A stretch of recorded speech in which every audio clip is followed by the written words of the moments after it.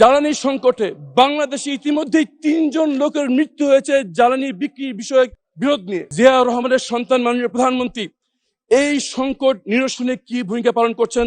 পররাষ্ট্রমন্ত্রী সারা বিশ্বে ঘুরে বেড়াচ্ছেন। কথা, জ্বালানির কোনো সংকট বর্তমানে বাংলাদেশে নেই। আচ্ছা, দ্বিতীয় কথা হচ্ছে জ্বালানির যাতে একাধিক সোর্স থেকে আমরা সরবরাহ করতে পারি, সেই জন্য ইতিমধ্যেই মাননীয় প্রধানমন্ত্রী একাধিকবার আমাদের সাথে বসেছেন। জ্বালানি মন্ত্রণালয়, পররাষ্ট্র মন্ত্রণালয়, বিভিন্ন সংশ্লিষ্ট মন্ত্রণালয়ের সাথে উনি বসেছেন। আমরা মধ্যপ্রাচ্য ছাড়াও যে সকল সোর্স থেকে আমরা জ্বালানি আনতে পারি সেই ব্যাপারে আমরা 200-র বেশি সার্ভিস ও ফিচারে লেনদেনের সব বিকাশ অ্যাপে সম্ভব। নিরলস কাজ করে যাচ্ছি এবং ইনশাল্লাহ আমরা সেটাতে সফল হব।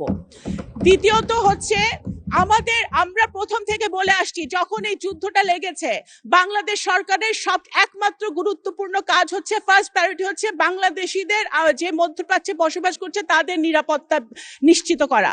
সেটা আমাদের মিশনগুলা পুঙ্খানুপুঙ্খভাবে 24/7 কাজ করে তারা করে যাচ্ছে।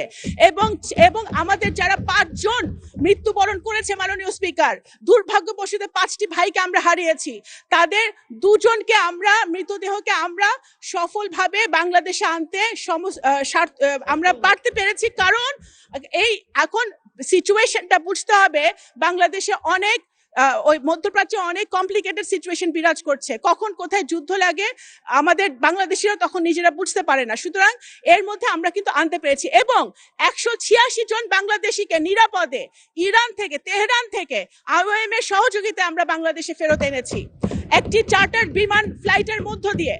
সুতরাং বাংলাদেশ সরকার, বাংলাদেশিরা, নাগরিকরা পৃথিবীর যেখানে আছে নিরাপদে আছে কিনা সেটাই আমাদের একমাত্র প্রায়োরিটি এখন বর্তমানে।